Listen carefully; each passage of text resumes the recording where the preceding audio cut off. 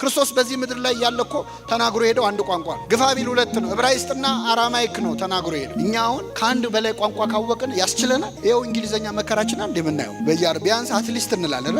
እኛንን እኮ ቤተክርስቲያን ያሰራ ነው ብለው ሃይማኖት የቀየሩ ሰዎች አሉ። ለምን? ከስራ በፊት መሰራት ያለበት ሰውየው ነው አይደለም? ያለ ስራ የፈጠረው ሰው የለም። ከዚህ ማለት እግዚአብሔር በእኛ የሆነ ድንቅ ነገር ሊያደርግ ይፈልጋል። ጸጋ ሲባል የንግግር ችሎታ ምናምን አይደለም። በጣም መጽሐፍ ቅዱስ ላይ ያሉ ዋና ስራ የሰሩ ተናጋሪዎች ንግግር የማይችሉ ሰዎች። 12 ሐዋርያት አሁን ጾማቸውን ምን ጾምላቸው የምሁራን ስብስብ መሰሏቸው? እንደ የሰለጠኑ ሰዎች አይደሉም። ከ12 ሐዋርያት 11 የገጠር ሰዎች ናቸው። አንድ ነው የከተማ ሰው፣ እሱም ይሁዳ ነው። ይቅርታ አድርጉልኝ አዲስ አበባ ልጆች።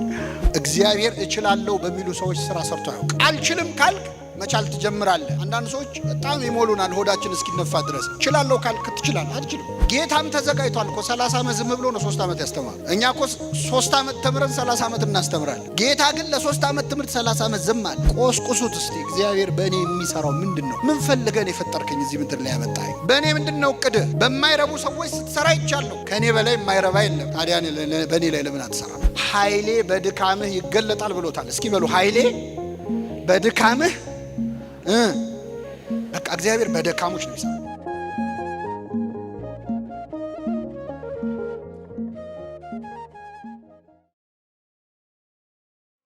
በዚያን ጊዜ የዮሐንስ ደቀ መዛሙርት ወደ እርሱ ቀርበው እኛና ፈሪሳውያን ብዙ ጊዜ የምንጾመው ደቀ መዛሙርት ግን የማይጾሙት ስለምንድን ነው አሉት። ኢየሱስም እንዲህ አላቸው፣ ሚዜዎች ሙሽራው ከነርሱ ጋር እያለ ሊያዝኑ ይችላሉን? ነገር ግን ሙሽራው ከነርሱ የሚወሰድበት ወራት ይመጣል፣ በዚያም ጊዜም ይጾማሉ። ባረጀ ልብስ አዲስ እራፊ የሚያኖር የለም፣ መጣፊያው ልብሱን ይቦጭቀዋልና መቀደዱም የባሰ ይሆናል። ባረጀ አቁማዳ አዲስ የወይን ጠጅ የሚያኖር የለም፣ ቢደረግ ግን አቁማዳው ይፈነዳል፣ የወይን ጠጁም ይፈሳል፣ አቁማዳውም ይጠፋል። ነገር ግን አዲሱን የወይን ጠጅ በአዲስ አቁማዳ ያኖረዋል፣ ሁለቱም ይጠባበቃሉ ይላል። ስለ ቃሉ የአምላካችን ስም የተመሰገነ ይሁን። የዮሐንስ ደቀ መዛሙርት ወደ ጌታ ቀረቡ ይላል። የማን ተማሪዎች? የዮሐንስ። እኛና ፈሪሳውያን የምንጾመው ያንተ ተማሪዎች የማይጾሙት ለምንድን ነው አሉት። እስቲ አንዴ ለመጨረሻ ጊዜ ከኔ ጋር በሉ፣ እኛና ፈሪሳውያን የምንጾመው። አሁን የዮሐንስ ተማሪዎች ራሳቸውን ከማን ጋር ነው አብረው እየጠሩ ያሉት? ከፈሪሳውያን ጋር፣ ከጻፎች ጋር። እኛ የምንጾመው ያንተ ተማሪዎች የማይጾሙን ለምንድን ነው? እኛ ብቻ ነን እንደ የምንጾመው ብለው የዮሐንስ ተማሪዎች ራሳቸውን ከፈሪሳውያን። አቤት ዮሐንስ ይህን ቢሰማ እንዴት ያዝናል። ዮሐንስ ፈሪሳውያንን በጣም ነበር የሚጠላቸው። እናንተ የፉኝት ልጆች እስከ ማለት ደርሷል። እፉኝት የተባለች እባብ ሰው ትናደፍና ዘላ ውሃ ውስጥ ትገባለች፣ መርዙን ከሰውነቷ ለማውጣት ማለት። እናንተም ክፉ ስራ ሰርታችሁ ሰው ተናድፋችሁ ልትጠመቁ ወደ ዮርዳኖስ ወንዝ መጣችሁ። እናንተ የፉኝት ልጆች ከሚመጣው ቁጣ እንድትሸሹ ማን አስተማራችሁ ብሎ ገስጿቸዋል። እነዚህን የተለሰኑ መቃብሮች የፉኝት ልጆች ፈሪሳውያንን ከራሳቸው ጋር አድርገው እኛና ፈሪሳውያን እንጾማለን፣ ያንተ ተማሪዎች ግን ለምን አይጾሙም ማለት። ከፈሪሳውያን ጋር ከመደመር እግዚአብሔር በቸርነቱ ይጠብቀን። የዮሐንስ ተማሪዎች ሆነው ግን ድክመታቸው እንጾማለን ማለታቸው ነው። እኛ እንጾማለን፣ እኛ እንጸልያለን፣ እኛ እኮ እንዲያርገናል፣ እኛ እኮ እንዲሰርተናል ካልክ የዮሐንስ ተማሪ ብትሆንም ምድብህ ከነማን ጋር ይሆናል? ከፈሪሳውያን ጋር። ፈሪሳውያን የሰሩትን በጎ ስራ ማውራት ይወዳሉ። እንዲህ ሰርተናል አይባልም። ፈሪሳውያን የሰሩትን በጎ ስራ ማውራት ይወዳሉ። ሲጸልዩ እንኳን ጌታ ፊት ቀርበው ጌታ ሆይ በሳምንት 2 ጾማለሁ፣ ትእዛዝህን ጠብቃለሁ፣ እንደዚህ ቀራጭ ስላላደረከኝ ምን እልሃለሁ? እንደዚህ ከማለት ይሰውረን። ይሄ የፈሪሳይ ጸባይ ነው ማለት ነው። የሰራው በጎ ስራ ጎልቶ ከታየህ የዮሐንስ ተማሪ ብትሆንም ምድብ ግን ከፈሪሳውያን ጋር። ሐዋርያት ከኛ የዮሐንስ ተማሪዎች ይበልጣሉ ይላሉ። የዮሐንስ ተማሪዎች ግን ያንተ ተማሪዎች ይጾማሉ፣ እኛ ግን ለምን እኛ እየጾምን እነሱ ለምን አይጾሙም አሉ። የሌላውን ድክመት የሌላውን ውድቀት እያየ የራስን በጎ ስራ የምታወራ ከሆነ ምድብ ከፈሪሳውያን ጋር ነው። የዮሐንስ ተማሪ ሆኖ የፈሪሳውያን ምድብ ከመሆን እግዚአብሔር በቸርነቱ ይጠብቀን። ምንድነው የሚያስመድበን? ግብዝነት ነው ማለት። ሐዋርያት ጾመዋል። በጣም ይገርም ነው። መንፈስ ቅዱስ ወርዶላቸው እኮ ብዙ ቋንቋ ተገልጾላቸዋል። ለአገልግሎት ዝግጁ አድርጓቸዋል። መንፈስ ቅዱስ ግን ጸጋ አለን ብሎ ለአገልግሎት አይወጣም። መጀመሪያ መጾም አለበት። ጸጋ ስላለህ ማገልገል አትችልም። አንደበት ስላለ መስበክ፣ አንደበት ስላለ መዘመር፣ እውቀት ስላለ ማገልገል አትችልም። መጀመሪያ የማን እርዳታ ያስፈልጋል? የእግዚአብሔር። ጸጋቸውን እንዲጠብቅል አሁን ሐዋርያት በጣም ይገርም 72 ቋንቋን የተናገሩ እግዚአብሔር በባቢሎን ሜዳ ላይ የበተነውን የዓለም ቋንቋ ሰበሰበው ሐዋርያት ውስጥ። በባቢሎን ሰዎች ትዕቢት የተበተነው የዓለም ቋንቋ በሐዋርያት ትሕትና ተሰበሰበ።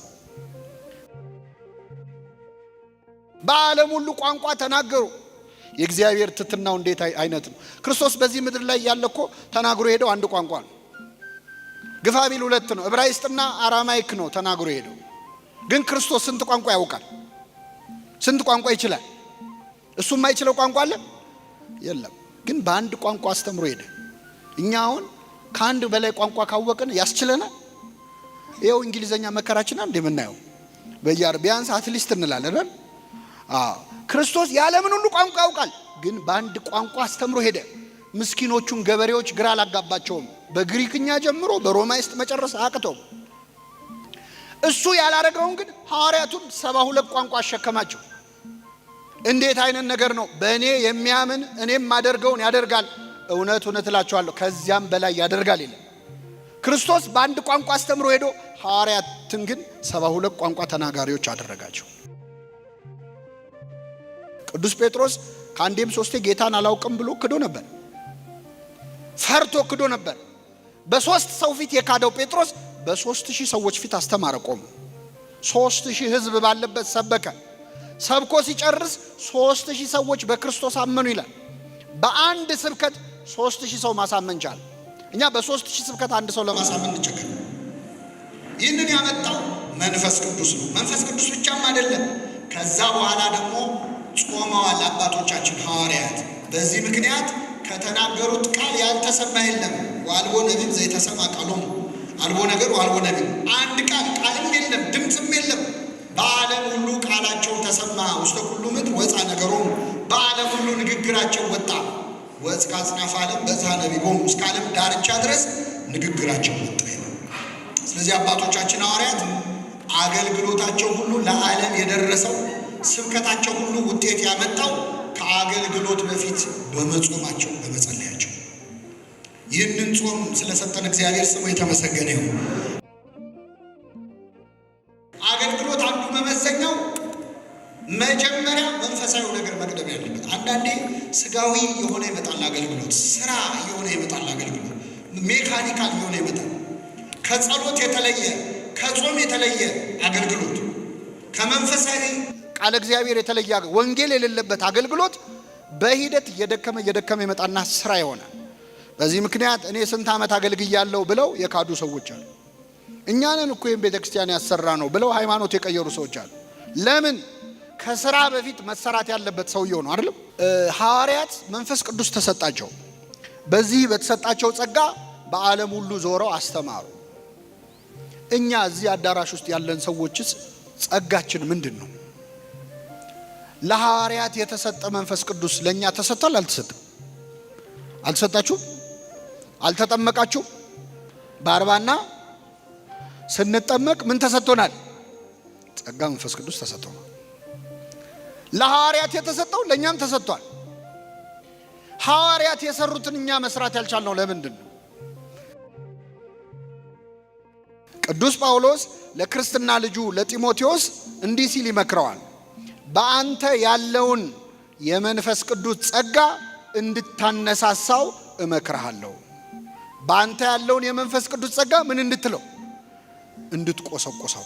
እሳት ነው መንፈስ ቅዱስ። እሳት ካልተቆሰቆሰ አይነድም።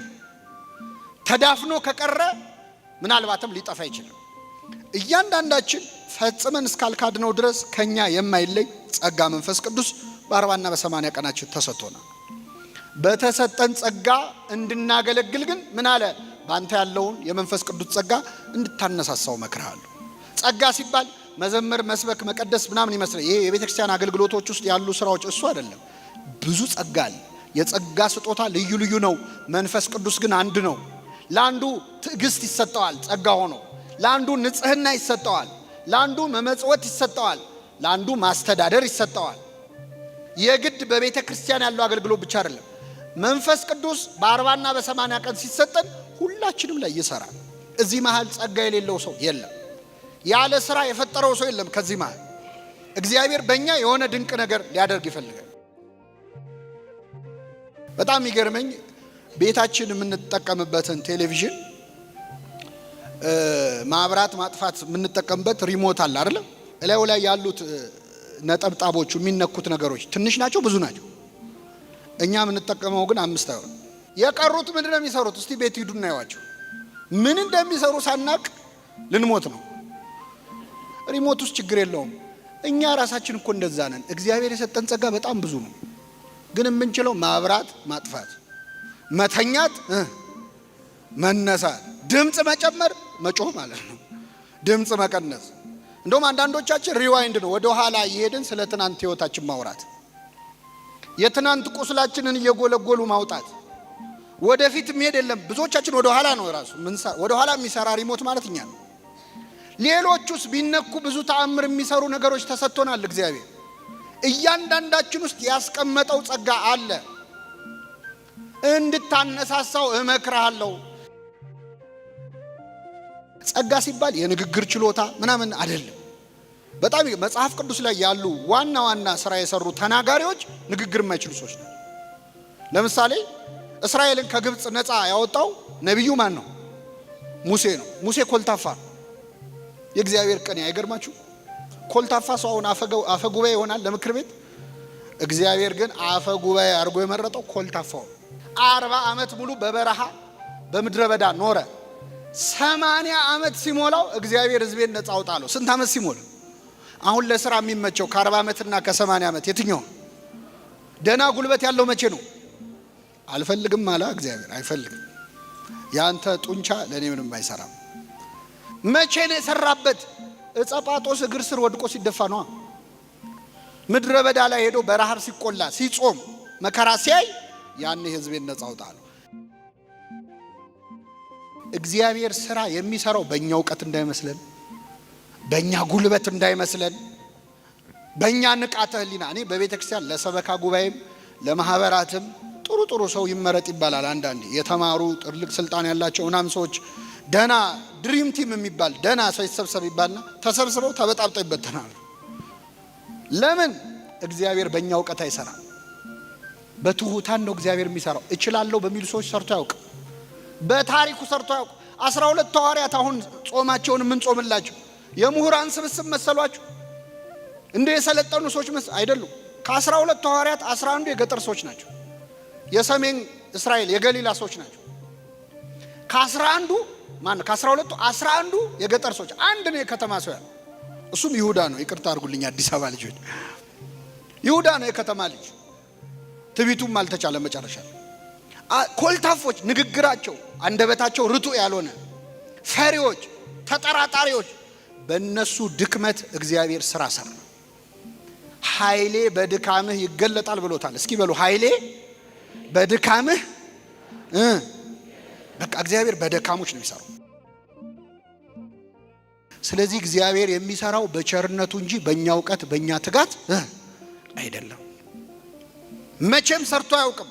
እና እዚህ መሃል በዚህ ማህበርም በመንፈሳዊ አገልግሎት ላይ የምትታጩ ሰዎች እረ እኔ እኮ እውቀት የለኝ፣ ከእውቀት እውቀት የለኝ፣ ከህይወት ህይወት የለኝ አልችልም ካላችሁ ለስራው ብቁ ናችሁ ማለት ነው።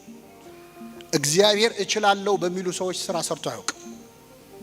አልችልም ካልክ መቻል ትጀምራለህ። እችላለሁ ካልክም አንዳንድ ሰዎች በጣም ይሞሉናል ሆዳችን እስኪነፋ ድረስ። እችላለሁ ካልክ ትችላለህ። አትችልም እንዴ? እችላለሁ በይ የኔ እህት አይዞሽ የሚሉ ሰዎች አሉ። ወንድሜ አትችልም። እችላለሁ ካልንም ኃይልን በሚሰጠኝ በክርስቶስ ሁሉን እችላለሁ። በደካሞች መስራት ያውቃል። ያን ጊዜ ጾማሉ እንዳለ ክርስቶስ ከአገልግሎት በፊት ጾመዋል። ጌታም ተዘጋጅቷል እኮ 30 ዓመት ዝም ብሎ ነው 3 ዓመት ያስተማሩ። እኛ እኮ 3 ዓመት ተምረን 30 ዓመት እናስተምራለን። ጌታ ግን ለ3 ዓመት ትምህርት 30 ዓመት ዝም አለ። መጥምቁ ዮሐንስ መንግስተ ሰማያት ቀርባለች ንስሐ ግቡ ከማለቱ በፊት ምድረ በዳ ላይ ነው የነበረው። ጾም ላይ ነበር፣ ጸሎት ላይ ነው የነበረው። ቅዱስ ጳውሎስ በደማስቆ መንገድ ላይ ከተመረጠ በኋላ ሊሰብክ አልወጣም። ወደ አረብ ሀገር ሄድኩኝ 3 ዓመት ቆየለ፣ ጸልየዋል። ስለዚህ አገልግሎት ጸሎት ካለበት ጾም ካለበት እኛ ባንሰራውም ስራውን ማን ይሰራዋል? እግዚአብሔር ይሰራዋል። አለዚያ ግን ገንዘባችን የሚሰራው ከመሰለን ዕውቀታችን የሚሰራው ከመሰለን እግዚአብሔር እጁን ከዛ አገልግሎት ላይ ያነሳል። ይህንን ጾም እንግዲህ ጸጋችንን የምናወጣበት ጾም ያድርግልን። አዎ የሆነ እንደው የተደበቀ አቅም የሌለው ሰው የለም።